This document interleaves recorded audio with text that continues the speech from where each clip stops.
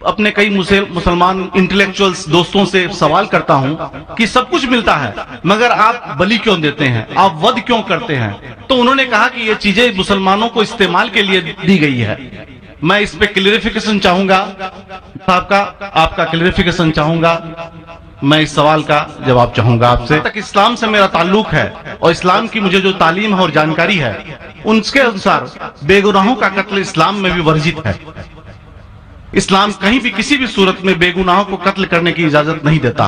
अगर आप मेरे सवाल का बखूबी और मेरे जहन में जचने वाला सवाल है ये जवाब दे दें। धर्म के प्रवक्ता मांस खाने की वकालत करते हैं, क्योंकि देखो अगर कुरान शरीफ में या किसी पुराण में, वेदों में और गीता में मांस खाने का कई प्रावधान नहीं है।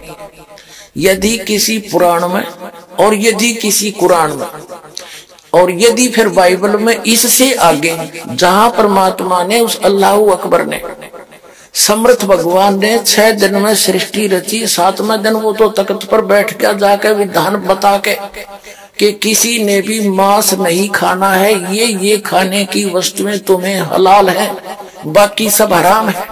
इससे आगे कोई उल्लेख है, चाहे वो पुराण में है, चाहे कुरान में है, चाहे बाइबल में है, या तौरात में है, या चाहे अन्य किसी इंजिल में है या जबूर के अंदर है, वो अल्लाह अकबर का आदेश नहीं है। इस दुनिया में अल्लाह ताला हमारा इम्तिहान ले रहे, तो अल्लाह ताला इम्तिहान ले रहे अपने पैगंबर इब्राहिम अलैहिस्सलाम का। अल्लाह ताला ये भी जानते कि इब्राहिम अलैहिस्सलाम जवाब क्या देंगे, तो इब्राहिम अलैहिस्सलाम अपने आंख पे पट्टी मारते और जिस तरीके से हुक्म आता है अपने बेटे की कुर्बानी देने जाते, उस वक्त ही एक भेड़, गोट या शीप आ जाता है और उस शीप की कुर्बानी हो जाती है। तो उस चीज को याद रखने के लिए आज भी मुसलमान बकरीद के टाइम पे, ईद उल जुहा के वक्त जानवर की कुर्बानी देते। नबी मोहम्मद नमस्कार है, राम रसूल कहाया, 1,80,000 को सौगंध जिन नहीं कर चलाया, अरस कुरस पर अल्लाह तकत है, खालिक बिन नहीं खाली, और वह पैगंबर पाक पुरुषते साहिब के अब्दाली। उसी परमात्मा ने कहा है कि जो नरगोशत खाते हैं प्रत्येक राक्षस जान, इसमें संशय है नहीं, हिंदू खाइयो चाहे मुसलमान। नमस्कार, आध्यात्मिक ज्ञान चर्चा में आप सभी का एक बार फिर से स्वागत है। तो आज के डिबेट में हम एक बार फिर से लेकर आए हैं 2 आध्यात्मिक धर्म गुरुओं को, मुस्लिम धर्म के प्रवक्ता डॉक्टर जाकिर नाइक और जगत गुरु तत्वदर्शी संत रामपाल जी महाराज जी। इन दोनों संतों के विचार आपको इस वीडियो में देखने के लिए मिलेंगे, तो वीडियो को लास्ट तक देखिएगा, बिल्कुल भी छोड़कर मत जाइएगा। तो आज के वीडियो का टॉपिक है कि मुसलमान धर्म के लोग बेजुबानों की कुर्बानी क्यों देते हैं, बेगुनाहों का कत्ल करना इस्लाम में वर्जित है, तो क्यों खाते हैं बेजुबानों का गोश्त। आपके भी मन में इसी तरह के बहुत सारे सवाल घूमते हैं, तो यह वीडियो बिल्कुल पूरा देखिएगा। आइए सबसे पहले जानते हैं डॉक्टर जाकिर नाइक जी के आध्यात्मिक विचार। हजरात, सबसे पहले मैं आपको आदाब अर्ज करना चाहूँगा और किशनगंज की धरती पे आप जो पधारे हैं, तशरीफ़ लाए हैं, इसके लिए मैं आपको तहे दिल से धन्यवाद देना चाहता हूं। मेरा नाम जितेंद्र है और मैं पीस टीवी बराबर देखता हूं और बराबर आपकी तकरीर मैंने सुनी है, लेकिन सवाल करने का आज मौका मुझे मिला है। मुझे तो यूं लग रहा था कि इन सवालों के जलजले में मैं कहीं अपना असली सवाल न भूल जाऊं, मगर खुदा का शुक्र है मुझे अपना सवाल याद है और बखूबी याद है। मैं आपसे गुजारिश करूंगा, आपने अभी कई बातों में हिंदू और मुसलमान को एक करने की कोशिश की, मैं इसे बहुत अच्छी बात कहूंगा, बहुत आपने, मैं सराहूंगा इस बात को।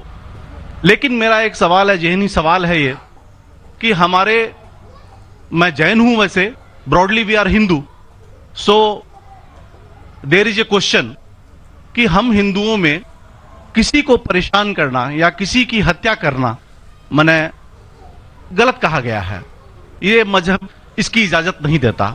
और जहां तक इस्लाम से मेरा ताल्लुक है और इस्लाम की मुझे जो तालीम है और जानकारी है उनके अनुसार बेगुनाहों का कत्ल इस्लाम में भी वर्जित है।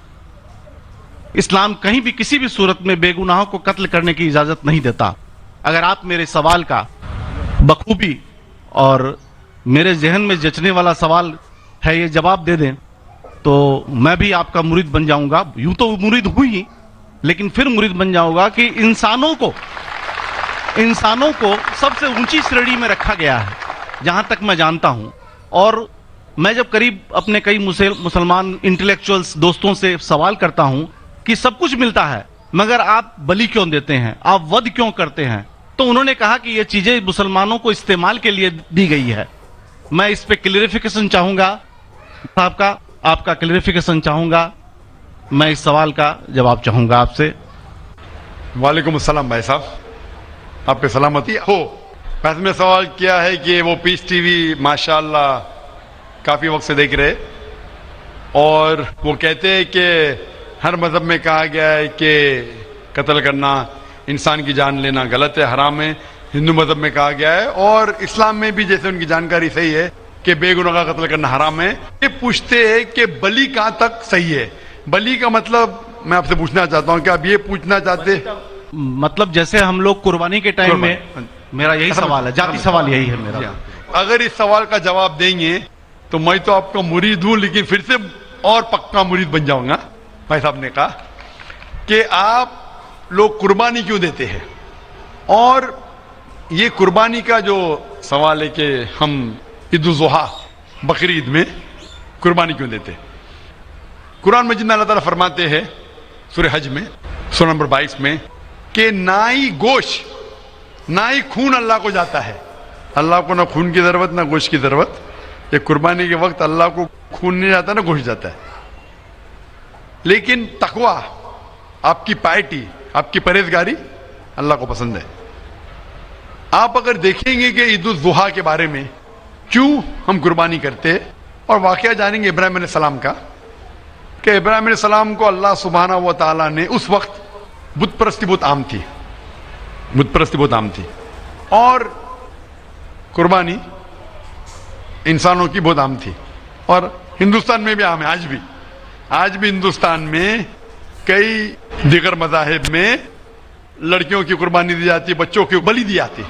क्या आप छोटे बच्चे का कत्ल करो, औरत का कत्ल करो, बलि दे जाओ और भगवान खुश हो जाएंगे। कई जगह अल्हम्दुलिल्लाह मुसलमान में नहीं है।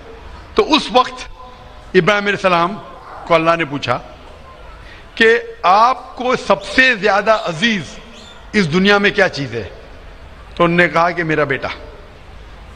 तो उन्होंने पूछा कि आप अपने बेटे की कुर्बानी दे सकते, अपने पैगंबर इब्राहिम अलैहिस्सलाम से बेटी कुर्बानी दे सकते। तो वो चौंक गए, और अल्लाह के पैगंबर थे, उन्होंने ना कि बेटे से कहा, बेटे ने कहा बेशक अल्लाह के लिए आप मेरी कुर्बानी दे सकते, आप अपने आंख पे पट्टी मारना। जैसा अल्लाह ताला फरमाते, इस दुनिया में अल्लाह ताला हमारा इम्तिहान ले रहे, तो अल्लाह ताला इम्तिहान ले रहे अपने पैगंबर इब्राहिम अलैहिस्सलाम का। अल्लाह ताला ये भी जानते कि इब्राहिम अलैहिस्सलाम जवाब क्या देंगे, तो इब्राहिम अलैहिस्सलाम अपने आंख पे पट्टी मारते, और जिस तरीके से हुक्म आता है अपने बेटे की कुर्बानी देने जाते, उस वक्त ही एक भेड़, गोट या शीप आ जाता है और उस शीप की कुर्बानी हो जाती है। तो उस चीज को याद रखने के लिए आज भी मुसलमान बकरीद के टाइम पे, ईद उल जुहा के वक्त जानवर की कुर्बानी देते, ये याद दिलाने के लिए हमें, क्योंकि ये अल्लाह सुब्हानहू व तआला की तरफ से अपने आखिरी पैगंबर मोहम्मद सल्लल्लाहु अलैहि वसल्लम ने कहा, उसकी बात मानते। लेकिन अगर मैं सोचूं दिमाग से क्यों, तो ये सोच सकता हूं कि ये हमें याद दिलाने के लिए क्या अल्लाह को इंसान की कुर्बानी की जरूरत नहीं, इंसान की जान लेने की जरूरत नहीं। तो जो आज दुनिया भर में आज भी हो रहा है कि बच्चों को कत्ल किया जा रहा है, औरतों का कत्ल किया जा रहा है, बल्कि ये बिल्कुल गलत है। और दोनों में आप देखेंगे फर्क। अगर कोई दूसरे मजहब में, या हिंदू मजहब लो या दिगर मजहब लो, अगर कोई जानवर की बलि चाहे तो उधर ही रख दिया जाता है, सर वो फजूल हो जाता है, हो सकता है कभी कोई चुपके से आके खा ले। इस्लाम में जब कुर्बानी दी जाती है ईद उल जुहा के टाइम पे, सबसे पहले जो मैं कह रहा हूं कि मेरी मंतिक ये समझ सकती है कि हमें ये याद दिला रहे कि इंसानों की बलि चढ़ाना हराम है। और जब हम याद दिलाते और जब बकरा काटते या जो भी काटते जानवर, इस वक्त जब हम काटते हम अल्लाह का नाम लेके काटते, और जो भी जानवर की कुर्बानी देते उसके 3 हिस्से कर सकते। एक हिस्सा हम खुद रख सकते, खुद के इस्तेमाल में ला सकते, एक हिस्सा। दूसरा हिस्सा हमें हमारे रिश्तेदार में बांटना चाहिए और तीसरा हिस्सा गरीबों में बांटना चाहिए। अभी आपने सुने डॉक्टर जाकिर नाइक जी के आध्यात्मिक विचार। आइए अब जानते हैं जगत गुरु तत्वदर्शी संत रामपाल जी महाराज जी के आध्यात्मिक विचार। श्रीमद् भगवद गीता अध्याय नंबर 4 के श्लोक नंबर 34 में गीता ज्ञान दाता यही है जो कुरान शरीफ का ज्ञान दाता। वो कह रहा है कि वो तत्व ज्ञान के अंदर उस पूर्ण परमात्मा की कंप्लीट जानकारी है, पूर्ण जानकारी। उस तत्व ज्ञान को किसी तत्वदर्शी संतों के पास जाकर पूछ, गीता ज्ञान दाता कहता मैं नहीं जानता। यजुर्वेद अध्याय नंबर 40 के मंत्र नंबर 10 में भी स्पष्ट कर दिया है, वही वेद ज्ञान दाता भी वही है जो कुरान शरीफ का ज्ञान दाता है। वो कहता है कि परमात्मा को कोई तो शंभुआत्मा ने जन्म लेकर रामकृष्ण के रूप में अवतार धार के आना मानते हैं, कुछ उसको वो जन्म नहीं लेता जन्मा मानते हैं। इसकी यथार्थ जानकारी वो कैसा है भगवान, वो धीरा नाम देंगे, तत्वदर्शी संत देंगे, उनसे पूछो। ऐसे कुरान शरीफ में आगे दिखाता हूं अभी आपको। तो वो तत्वदर्शी संत, वो तत्व ज्ञान वो परमात्मा ही बताकर जाता है या फिर अपना नबी भेजता है। वो नबी ये दास है, अंतिम नबी, अंतिम पैगंबर, अंतिम उस परमात्मा का भेजा हुआ उनका दास, और पूरे विश्व का कल्याण होगा, मान जाएंगे दास की बात।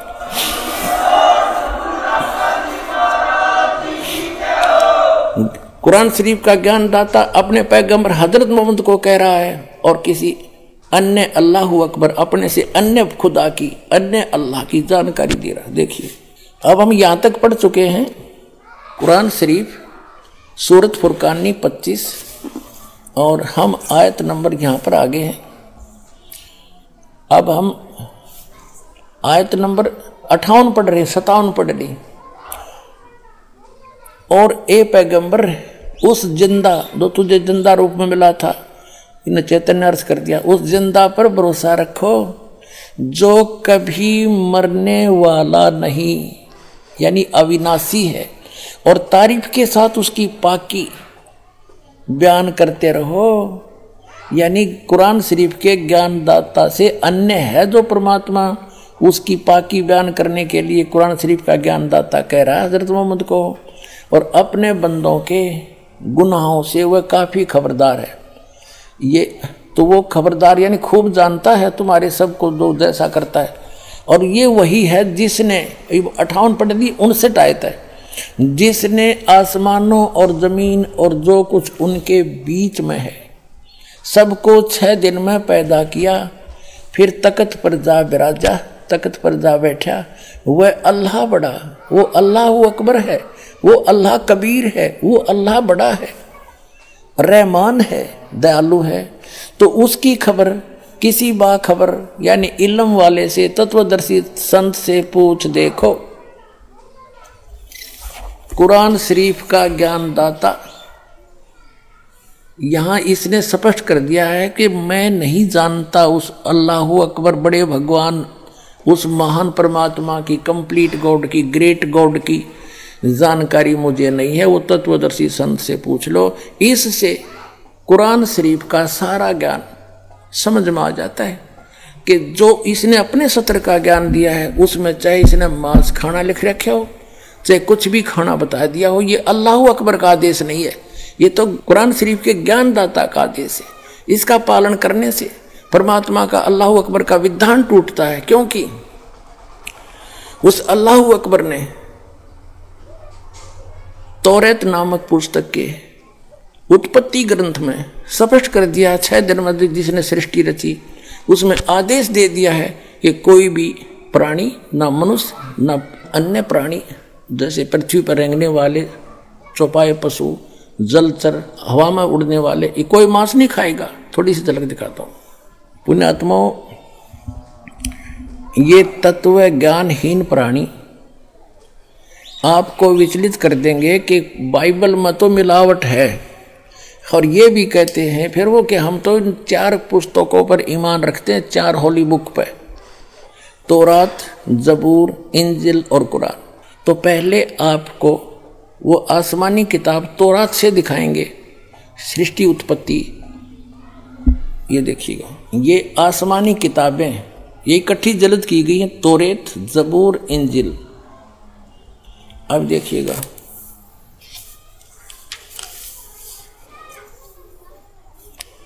और ये यहां से छपी है, बेंगलोर से।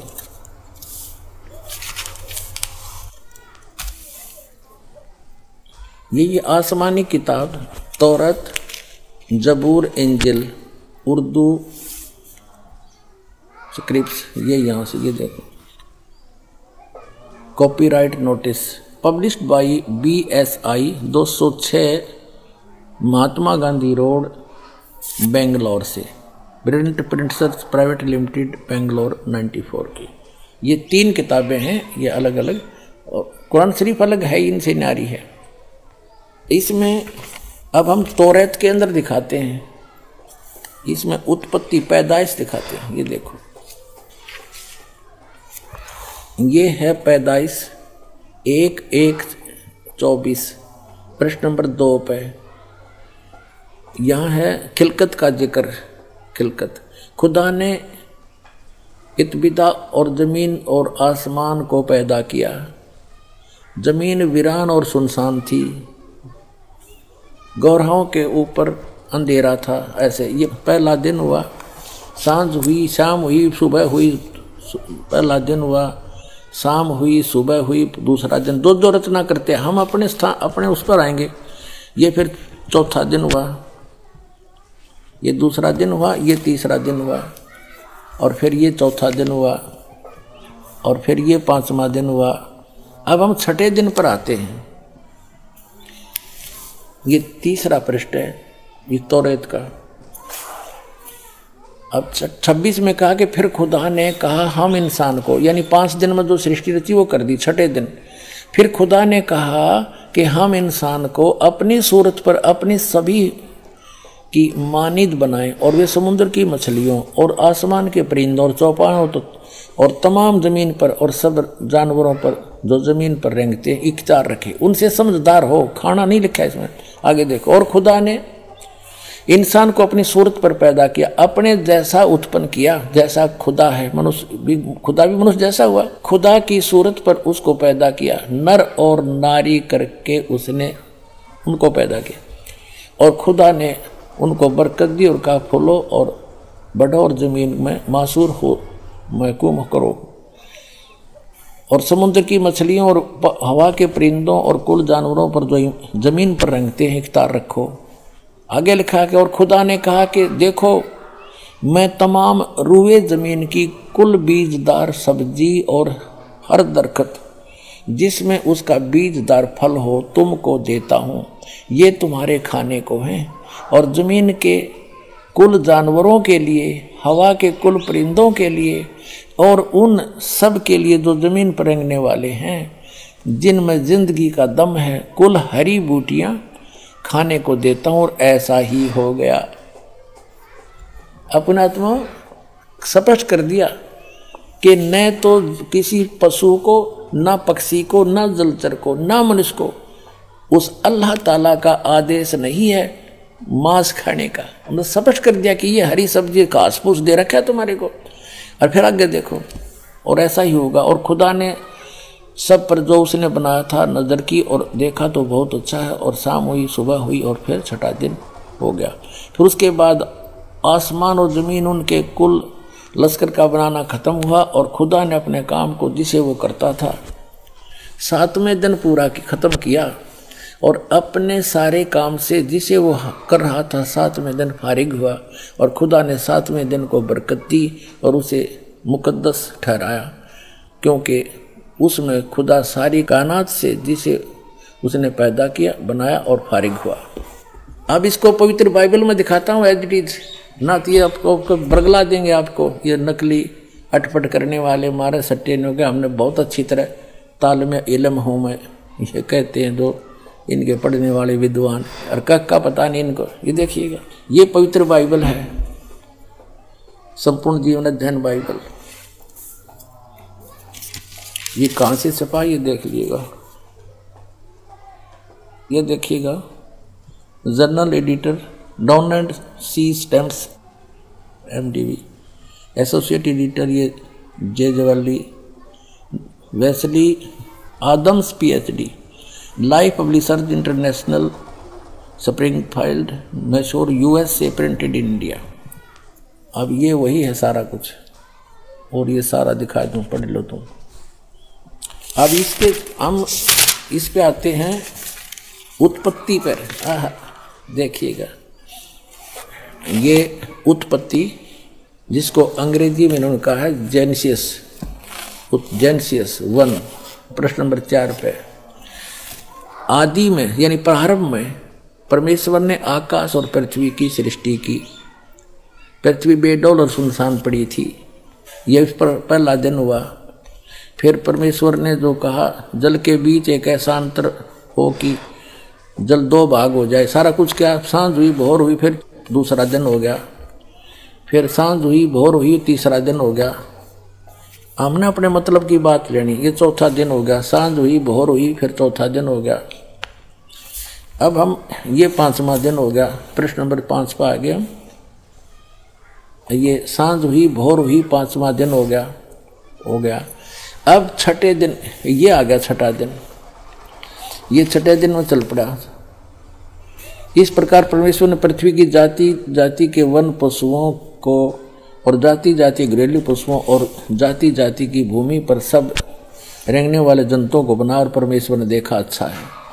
फिर परमेश्वर ने कहा कि हम मनुष्य को, उन सब पशु पक्षियों को बना कर फिर हम मनुष्य को अपने स्वरूप के अनुसार बनाएं, अपनी समानता में बनाएं, और वे समुद्र की मछलियों और आकाश के पक्षियों और घरेलू पशुओं और सारी पृथ्वी पर सब रेंगने वालों जंतुओं पर जो पृथ्वी पर रेंगते अधिकार रखें। इनसे समझदार हो, जैसे भैंस, गाय, बैल, इनको हमने अपने काम के लिए प्रयोग कर लिया। इनको खाना नहीं, सताना नहीं। इनको जैसे गाय भैंस आपने रखी, उसको पहले पेट भरते हो, चराते हो, उसको नहवाते हो, धोआते हो, प्यार से रखते हो, जब वो दूध देती है। तो ऐसे कहा, खाने के लिए नहीं कहा उस मालिक ने। देखो आगे, तो परमेश्वर ने कहा मनुष्य को अपने स्वरूप के अनुसार बनाए, अपनी समानता बनाए। तो भगवान फिर कैसा हुआ?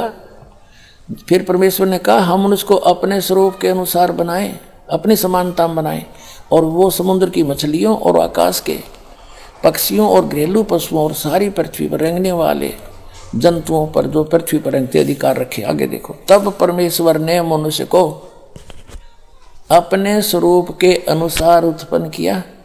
अपने ही स्वरूप के अनुसार परमेश्वर ने उसको उत्पन्न किया, नर और नारी करके उसने मनुष्यों की सृष्टि की। तो भगवान कैसा? नर आकार, मनुष्य सदृश। जैसे जिनको परमात्मा मिले, सचखंड लेकर गए, वापस छोड़ा, उन्होंने बताया हमरे ही निहार है, हमारा सृजनहार, हमारा भगवान हमारे जैसी शक्ल का है। लेकिन उसकी बॉडी, वो उस वहां जाकर के सभी का जो शरीर है इमोर्टल हो जाता है, अविनाशी शरीर मिलता है। वो मटेरियल सारा अविनाशी मटेरियल का शरीर है, और यहाँ पर ये नाशवान है ये शरीर। यहाँ जब आता है परमात्मा अपनी ओरिजिनल बॉडी से ही आता है, वो अविनाशी। वो ऐसे ही किसी माँ से जन्म नहीं लेता, सह शरीर आता है, सह शरीर चला जाता है। आपको प्रमाण दिखाएंगे। अल्लाह अकबर सह शरीर आया था, बालक रूप धारण किया, लीला करते बड़े हुए, फिर सह शरीर चले गए लाखों लोगों के सामने। अब ये स्पष्ट हो गया कि परमात्मा ने मनुष्य को अपने जैसा, अपनी सूरत में, अपने शकल के अनुसार अपने जैसा रचा। तो भगवान भी, अल्लाह भी मनुष्य जैसा है। और आगे फिर वो क्या कहता है देखो, और परमेश्वर ने कहा नर और नारी करके उनकी सृष्टि की, और परमेश्वर ने उनको आशीष दी, उनसे कहा फूलो फलो और पृथ्वी पर भर जाओ और उसको अपने वश में कर लो, और समुद्र की मछलियों तथा आकाश के पक्षियों और पृथ्वी पर रेंगने वाले जंतुओं पर अधिकार रखो। यानी उनसे, जैसे इंसान ने शेर तक को भी काबू कर लिया, हाथियों को भी बांध लिया, तो ऐसे कंट्रोल करने के लिए कहा उन्होंने। आगे देखो, फिर परमेश्वर ने उनसे कहा, यानी मनुष्यों को भी, फिर परमेश्वर ने उनसे कहा कि सुनो, जितने बीज वाले छोटे छोटे पेड़, ये मनुष्यों के लिए आदेश है, सारी पृथ्वी के ऊपर हैं, और जितने वृक्षों में बीज वाले फल हैं वे सब मैंने तुमको दिए तुम्हारे भोजन के लिए। मनुष्य के लिए उस अल्लाह ताला का आदेश, अल्लाह अकबर, जिसने 6 दिन में सृष्टि रची, 7वें दिन तख्त पर जा बैठा, वो है अल्लाह अकबर है। वो अल्लाह कबीर है, वो कंप्लीट गॉड है, वो सर्जनहार है, वो क्रिएटर है। उस क्रिएटर का आदेश नहीं है मांस खाने का मनुष्य को, पशु पक्षियों को भी नहीं है। आगे देखो, तुम्हारे भोजन के लिए, ये तो मनुष्यों के लिए। आगे देखो, यहां आगे हम, और जितने पृथ्वी के पशु और आकाश के पक्षी और पृथ्वी पर रेंगने वाले जंतु हैं, जिनमें जीवन का प्राण है, उन सब के खाने के लिए मैंने सब हरे हरे छोटे पेड़ दिए, और वैसा ही हो गया, यानी घास फूस से। और तब परमेश्वर ने जो कुछ बनाया था वो देखा, तो क्या देखा, वह बहुत अच्छा है। तथा सांझ हुई, फिर भोर हुआ, इस प्रकार ये 6वां दिन हो गया। अब 7वां दिन। यूं आकाश और पृथ्वी और उनकी सारी सेना का बनाना समाप्त हो गया, और परमेश्वर ने अपना काम जिसे वह करता था 7वें दिन समाप्त किया, और उसने अपने किए हुए सारे काम से 7वें दिन विश्राम किया। और परमेश्वर ने 7वें दिन को आशीष दी और पवित्र ठहराया, क्योंकि उसमें उसने सृष्टि की रचना के अपने सारे काम से विश्राम लिया। कहते मुल्ला कुकर बंग सुनावे ना बहरा करता रहा। परमात्मा कहते हैं कि चीटी पायल बाजे पैर, साहिब सुनता है सब लहर। परमात्मा की हृदय से पुकार आप करोगे, भक्ति करोगे, वो भी सुनता है। जैसे चीटी कीड़ी के पैर की पायल बना दे घुंघरू, वह पायल कैसी बनेगी? पहले तो चीटी का पैर कितना बाल से भी पतला, और उसकी पायल बनवावे तो कैसी बनेगी? यानी उसका कोई आवाज नहीं होगी, पायल की आवाज होती है। जो बहनें बेटियां पहनती हैं उस पायल में आवाज आती है। कहते हैं अगर वो ऐसी को पायल बना के चिट्टी के पैर के बांध दे, यानी नॉइसलेस, उसमें कोई आवाज नहीं होती। उसकी भी यदि आवाज होती है आप नहीं सुन सकते, लेकिन परमात्मा उस चिट्टी की पैर के पायल की भी पैर लय सुनता है। तो उस रुक के मारते आवाज लगाना, ऊपर चढ़कर बंग आवाज देना, वो बहरा नहीं है, वो सब जानता है। 300 रोजे खून करत हो, 300 रोजे खून करत हो, कैसे हो दीदारा, वहां तो नहीं है दारा। दिन भर तो रोजे रखे, व्रत रखा, और श्याम ने झोटा बकरा मारा, श्याम ने बकरी मार ली, मुर्गी मार के खा ली, तो खाक भक्ति करी, दिन में भक्ति रात न पाप। तो ये मोक्ष का साधन नहीं है, पाप का साधन है। और जिस तरह तुम भक्ति कर रहे हो, इस तरह यह भक्ति भी काम आने की नहीं है। अब क्या बताते थे कबीर साहब, कहते थे कि ये काजी मुल्ला क्या करते हैं, मुसलमान तो कहते हैं हम हलाल करते हैं, धीरे धीरे मारते हैं, और कलमा पढ़ते हैं, मंत्र, कलमा कहते हैं मंत्र को, धीरे धीरे कलमा पढ़ते हैं बकरे की इन गर्दन पर, और प्यार से उसका जीवन अंत करते हैं। और उधर से मुल्ला जो है का पुकार करता है, अल्लाह हे भगवान, हम इसको मंत्र बोलकर मारते हैं, भगवान के निमित्त करते हैं, ये तो प्रसाद बन जाता है बकरे का मांस, तो वो सोचते हैं, कहते हैं। और बकरे की आत्मा विष चली जाती है स्वर्ग में। और परमात्मा कहते हैं, कहते थे कि जय या रूत ने भिष्ट पठाई, अगर इस विधि से इस बकरे की आत्मा स्वर्ग चलेगी, आपने कॉन्फिडेंस है आपकी अपनी साधना पर, तो कर तदबीर कबीला भाई, अपने परिवार ने करके देखा, इस तरह स्वर्ग भेजो, जब मानो तुम्हारी बात सही है।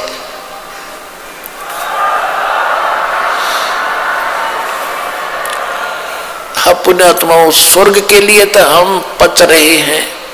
ऋषि राजाओं ने राज त्याग दिया, क्योंकि स्वर्ग का पता था उनको अभी तक। तो अब सतलोक सचखंड का तीव्र ज्ञान हो अपने को। अभी पहले तो स्वर्ग प्राप्ति ही अंतिम थी, उसके लिए राज भी त्याग दिए, शरीर भी गाल दिए बड़े बड़े मुसलमान और हिंदू धर्म के महापुरुषों ने, और उसकी प्राप्ति। और ऐसे तुम कह रहे ऐसे हो जाती है, बकरी की नाड़ काटने से कलमा पढ़ जाता है। अगर ये सत्य होता तो सबसे पहले अपने कुणबे की करते तुम, परिवार की, दूसरे का नंबर कोई ना आने दे। जैसे आप जी ने कहीं जाना है ट्रेन से, और रिजर्वेशन करा रखी, टिकट बिल्कुल फाइनल है। आप अपनी टिकट पर किसी बकरी बिठा के दिखाओ उस रेल में जब जाना, तो कहने का भाव ये है कि अगर ये ऐसे स्वर्ग मिलता तो बकरिया का नंबर कौन आन दे भले पुरुषो, तुम झूठ बोल रहे हो। कहते जया रूत है बिस्त पठाई कर तदबीर कबीला भाई। एक मुल्ला मस्जिद में कूके इस बकरे की रूह को या अल्लाह स्वर्ग में बिस्त में स्थान देना। परमात्मा कहा करते जैसे तेरे बाप का नौकर है भगवान और तेरे कंधे इसने स्वर्ग में स्थान दे दिया बकरे की आत्मा को। अरे भले पुरुष। कहते एक मुल्ला मस्जिद में कूके एक पुकार है भूखा, एक तो मुल्ला ऊपर आवाज लगा रहा है ओ अल्लाह अकबर, अरे एक वो रो रहा अपनी जान ने, उसकी गर्दन काटी जा रही है, वो उधर रो रहा है, वो ऊपर पुकार रहा है। एक मुल्ला मस्जिद में कूके एक पुकार है भूखा, इनमें कौन स्वर्ग में जागा। आमने लग गया धोखा, दोनों को धोखा लगा ये। और जया रूते बिस्त पठाई कर तदबीर कबीला भाई। तो इन बातों से दुखी हो गए वह काजी और मुल्ला भगवान के शत्रु बन गए। उधर से हिंदुओं को कहा करते थे वेद पढ़ने पर वेद न जाने, बादशाह पुराण 18, और पत्थर की पूजा करें, ये भूल गए सृजनहारा।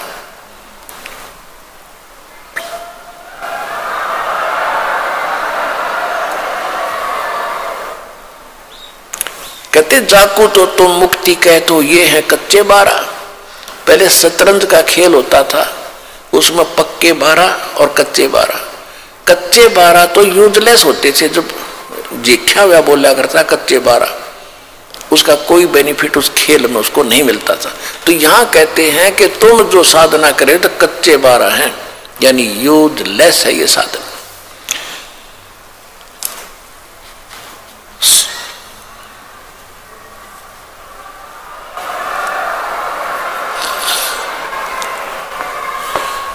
क्या गावे घर दूर दीवाने, क्या गावे घर दूर, अनल हक सरे को पहुंची वसूली चढ़े मंसूर। और शेख फरीद कुएं में लटके हो गए चूरम चूर, सुल्तानी तज गए बलक को छोड़ी 16 सेंसर हूर। गोपी चंद भरतरी योगी सिर में डारी दूर, और दादू दास सदा मतवारे झलमिल झलमिल नूर। जन रह दास कबीर कमाला सन्मुख मिले हजूर, और दोनों दीन मुक्ति को चावे और ये खावे गऊ और सूर। दास गरीब उधार नहीं है सौदा पूरम पूर। अब कितनी प्यारी बात कही है कि तुम जैसे बकरे को काट देने से या जैसे रोज ये श्राद्ध सरोज निकालने हैं या ये पत्थर की पूजा करने से मोक्ष होता, ऐसा नहीं होता। और तुम फिर हिंदू तो कहते हैं कि हम जैसे बकरा या सूअर ऐसे काट देते हैं झटके से, इसको दर्द नहीं होता। और मुसलमान काटते हैं उसको तड़फा तड़फा के मारते हैं, उसका पाप लगता है। और हम एकदम काट देते हैं, हमें पाप नहीं लगता। परमात्मा कहा करते कि दोनों धर्म मुक्ति चाहो तुम और खाओ गऊ और सूर। वह गऊ खाते हैं मुसलमान, तुम सूअर खाते हो। भगवान के दरबार में सब जीव एक जैसे हैं, चाहे सूर न मार दो और चाहे गऊ को मारो, दोनों का पाप समान है। तुम गलती करते हो, जीव हिंसा नहीं करनी चाहिए भगत ने, तुम गलती करते हो। तो फिर क्या कहते थे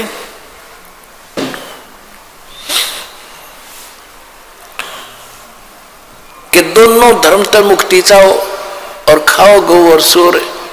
तो ऐसे भक्ति ऐसे मोक्ष नहीं होगा। और परमात्मा कहा करते यदि आप मानते हो, मुसलमान भाई कहते हैं कि हम तो कलमा बोल के और प्यार से काटते हैं, हलाल करते हैं, तो परमात्मा कहते थे कि बकरे की तो जान गई, चाहे झटके तो मार लो और चाहे न्यू काट दो। ला तुम कटवाओ, कुकुर कटवाओगे, न्यू काट दूंगा। ला तुमने फिर सारे पीछे पीछे हटे, पाप तो लगे नहीं, कोई सा स्वर्ग में जाओगे दोनों ही।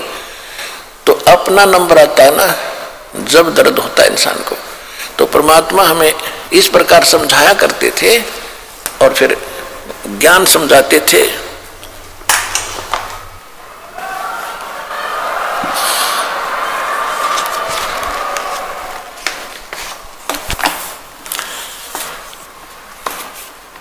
इस बात का उन्होंने अपने लालचवश परमात्मा की बात को स्वीकार नहीं किया, बल्कि दुश्मन बनते चले गए। क्या बताते थे? काशी जोरा दीन का ये काजी खिलस करनते, गरीबदास उस सरे में झगड़े आन पड़नते। परमात्मा कबीर जी कहते हैं, सुन काजी राजी नहीं ये आप अल्लाह खुदाए, गरीबदास किस हुक्म से या पकड़ पछाड़ी गाए। गऊ हमारी मात है पीवत जिसका दूध, गरीबदास जुल्लाह काजी, गरीबदास काजी कुटल तो कत्ल किया औजूदे। वकालत करते हैं मुसलमान धर्म के प्रवक्ता, मांस खाने की वकालत करते हैं। क्योंकि देखो, अगर कुरान शरीफ में या किसी पुराण में, वेदों में और गीता में मांस खाने का कहीं प्रावधान नहीं है। यदि किसी पुराण में और यदि किसी कुरान में और यदि फिर बाइबल में, इससे आगे जहां परमात्मा ने, उस अल्लाह अकबर ने, समर्थ भगवान ने 6 दिन में सृष्टि रची, 7वें दिन वो तो तख्त पर बैठ गया जाकर विधान बता के कि किसी ने भी मांस नहीं खाना है, ये खाने की वस्तुएं तुम्हें हलाल हैं, बाकी सब हराम है। इससे आगे कोई लेख उल्लेख है, चाहे वो पुराण में है, चाहे कुरान में है, चाहे बाइबल में या तौरात में है, या चाहे अन्य किसी इंजिल में है या ज़बूर के अंदर है, वो अल्लाह अकबर का आदेश नहीं है, वो किसी अन्य देव का आदेश है। उसका आदेश पालन करके आप उस अल्लाह अकबर के विधान को तोड़कर दोषी बन जाओगे। नबी मोहम्मद नमस्कार है, राम रसूल कहाया, 1,80,000 को सौगंध जिन नहीं करत चलाया, अरस कुरस पर अल तकत है, खालिक बिन नहीं खाली, और वह पैगंबर पाक पुरुष थे साहिब के अब्दाली। उसी परमात्मा ने कहा है कि जो नर गोश्त खाते हैं प्रत्येक राक्षस जान, इसमें संशय है नहीं, हिंदू खाइयो चाहे मुसलमान। कहते जो मांस खाते हो प्रत्येक राक्षस हैं, चाहे हिंदू हो चाहे मुसलमान। ये तुमने अपना फार्मूले आप बना रखे, उन महापुरुषों के आदेश नहीं है। कहते हैं मांस खावे सो ढेढ़ सब, और मद पीवे सो नीच, और कुल की दुर्मति पर हरे भगवान कहे सो ऊंच। कहते मांस खावे सब ढेढ़ है, चाहे हिंदू है चाहे मुसलमान, सिख है या ईसाई। और कहते हैं मद पीवे सो नीच, शराब पीते वो महान नीच आदमी है, और अपने कुल का भी नाश करते हैं। केवल जो उस अल्लाह अकबर का सच्चा नाम जपते हैं वही ऊंचे हैं। समझदार को संकेत बहुत होता। अब आप जी को दिखाया है परमात्मा नर आकार है, 6 शरीर है, 6 दिन में सृष्टि रची, और परमात्मा ने 6ठे दिन मनुष्य को अपने जैसा, अपने अनुरूप, अपने शरीर जैसा, अपनी सूरत जैसा उत्पन्न किया, नर और नारी करके उनकी उत्पत्ति की, और उनको खाने के लिए आदेश दे दिया। अभी आपने पढ़ा, आप फिर भी पढ़ सकते हैं।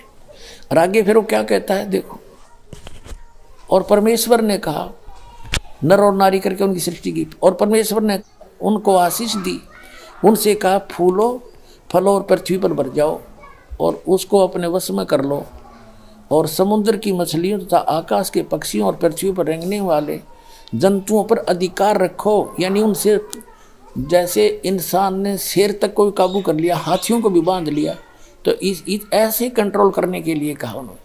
आगे देखो, फिर परमेश्वर ने उनसे कहा, यानी मनुष्यों को भी, फिर परमेश्वर ने उनसे कहा कि सुनो, जितने बीज वाले छोटे छोटे पेड़, ये मनुष्यों के लिए आदेश है, सारी पृथ्वी के ऊपर हैं, और जितने वृक्षों में बीज वाले फल हैं, वे सब मैंने तुमको दिए तुम्हारे भोजन के लिए। मनुष्य के लिए उस अल्लाह ताला का आदेश, अल्लाह अकबर, जिसने 6 दिन में सृष्टि रची, 7वें दिन तख्त पर जा बैठा, वो है अल्लाह अकबर है, वो अल्लाह कबीर है, वो कंप्लीट गॉड है, वो सर्जनहार है, वो क्रिएटर है। उस क्रिएटर का आदेश नहीं है मांस खाने का मनुष्य को, ये पशु पक्षियों को भी नहीं है। आगे देखो,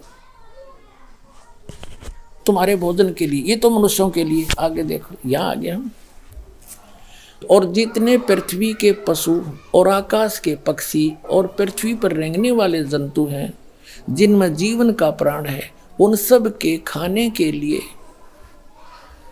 मैंने सब हरे हरे छोटे पेड़ दिए और वैसा ही हो गया, ये नहीं घास फूस है। और तब परमेश्वर ने जो कुछ बनाया था वो देखा तो क्या देखा, वह बहुत अच्छा है।